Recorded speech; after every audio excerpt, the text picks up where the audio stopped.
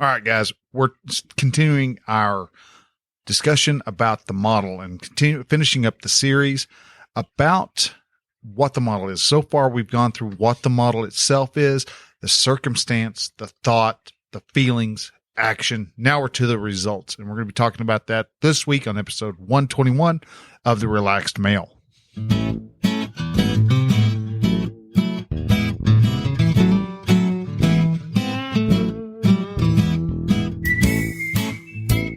Hello and welcome to Relaxed Male, podcast that helps men change their relationship with themselves. I am your host, Brian, and I am a men's life and mindset coach who is here to help you understand that you don't have to suffer at your own expense. You can live your dream, and I encourage you to set, then pursue your goals. So join me as I change the mindset and attitudes of men so that they can be the leaders of their families and their destinies. Hey man, hello and welcome to Relaxed Male. I am your host, Brian, and I want to thank you so much for taking the time out of your day to have a listen and to see what's going on in the world of men, world of masculinity. And this is the show that helps men take that nice guy that's in their life and kick him to the curb because he's not serving us in any way, not helping us in any form, fashion, or the other. And so it helps us to get him out of the way so you can start actually living your life on your terms, becoming that completely independent man that you're supposed to be. And this week we're breaking down the last line of the model. And this is a series that we've been running for the past, 1, 2, 3, 4, 5, almost, this will be week number 6. And we're talking about our results. But before we do that, want to welcome all you new guys. Thank you all for, again, for listening. And, got a little bit of news to talk about today. And that news is that, actually last weekend, we ended up getting ourselves a new dog. And so we've got a dog back in the family again. It's been several years since we've had a pooch, but we've got one back. This is, we've got Rain. She is a right now 5-week-old Great Dane. She's actually kind of a rescue. Her mom and dad were about to be given up to a shelter. And her brothers and her sisters, actually, there's 5 girls in the litter. We were able to help them get into a rescue, and so as part of that, we were able to take one of the puppies, but we had to take her a lot earlier than what we were actually wanting to. We were wanting to go over this next weekend, and we were going to head down and stop by and pick her up. But things moved a little faster than what we wanted. So we got her we got her when she was a month old. This is her fifth week of birth, and she's coming along quite well. I think she's grown a little bit since in the week, and she'll continue to grow like a weed, I know. But she is kind of an interesting color for being a Great Dane. Because I don't know if you're familiar with Danes and their colorings, but Danes, they're the ones everybody knows. They're the colors most people are familiar with, and that's like the fawn. That's kind of the Scooby-Doo coloring scheme. But there's also Harlequin, which are the black and white spotted. They look like giant Dalmatians. There's also a mantle black and white. These are typically all black Great Danes with lots patches of white that are on them. Then there's Brindle, which is kind of the tiger stripe. Not Brindle. Yeah, Brindle. Then there's Merle, which is kind of a bluish gray color with black spots.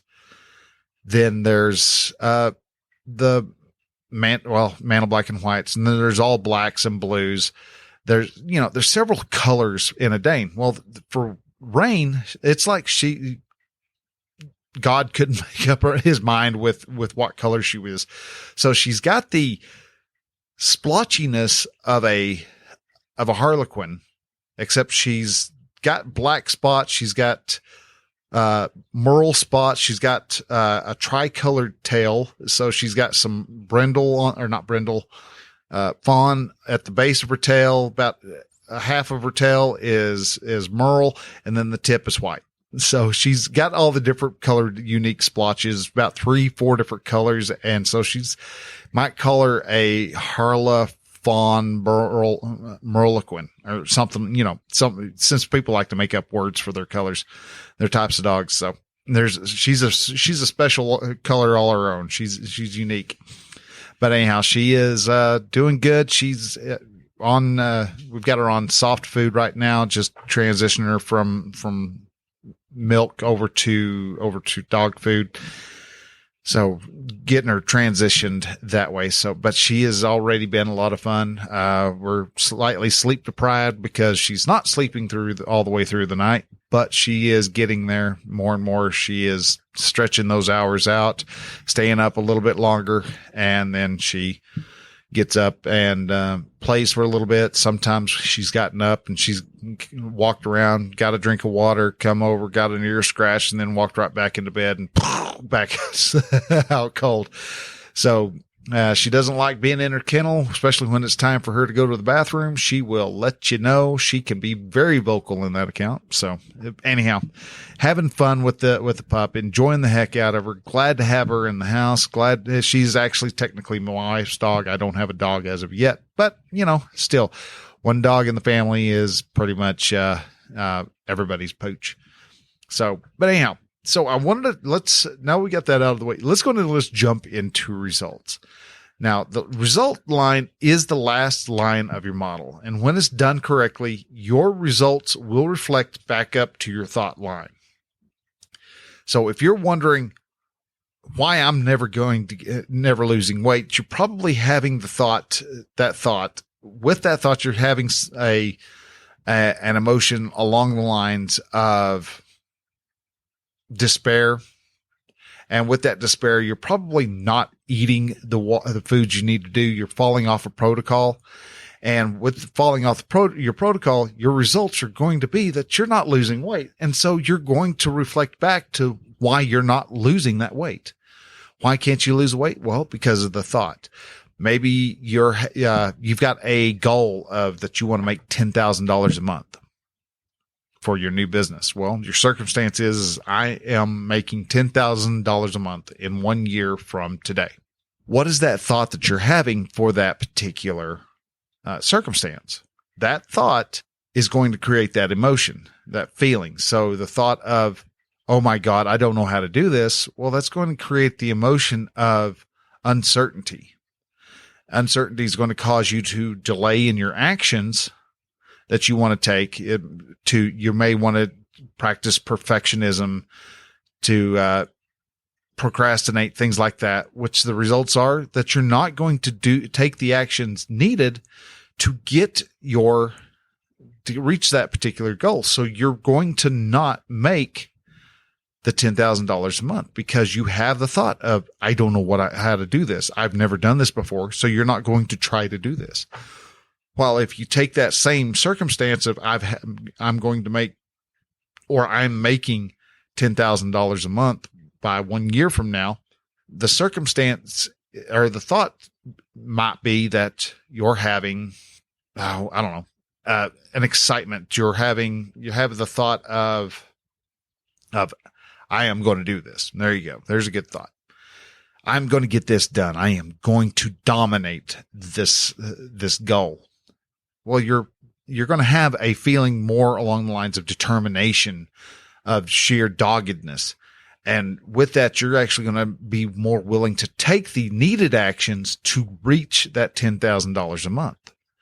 When you reach that $10,000 a month, with those actions, your result is that you're actually going to make that $10,000 a month. Your results are going to be that you're making progress towards your goal. The results are important because the results show you how your thoughts are affecting your life, how your thoughts are allowing you to reach whatever goal you're wanting, how you are creating the actual pain, the actual suffering in your life. Why is my mother being so, my mother-in-law is rude to me? Well, that would be the thought. What creates a sensation or an emotion of, say, resentment. With that resentment, your actions are going to be, where you're snippy right back. And with those lines of thinking with those lines of actions that you're making because you're feeling resentful, you're going to end up not having a relationship with your mother-in-law. And so, yeah, she's going to continue to be rude because you're being rude right back at her. You're able to see why things don't work the way they are, why your thoughts are the things that are actually shooting you in the foot. So the results are important, but it's the easiest thing to understand. You got something wrong in your model when the results don't reflect back to your thought. If they do reflect back to your thought, then you're on the right track. You can actually take the needed changes and make the needed adjustments so that you're able to get the results that you want, if that's the right thought that you're having. So guys, with that, this is a really short one, but at the same time, it's something that just needed to be said, and just kind of closing this particular series out. So with that, we'll be jumping on to other key points, talking about the walk that I did back on the 22nd of February. Going to be covering that here pretty quick. So guys, I want to thank you again for listening. If you have any questions or comments or anything like that, you can always shoot me an email over at brian@relaxedmale.com, or go to relaxedmale.com/contact. And there's a contact form there that you can actually send me questions. I'll answer them on the show. If you are having some problems with your model, you're trying to run through those models and something's not jiving quite right for you, go ahead and shoot out go to the contact or shoot me an email and let me know what your phone number is. I'll give you a call. We'll sit down. We'll talk it through. It's not going to cost you anything. I'd like to be able to see where your model is at, see if you're getting it done right.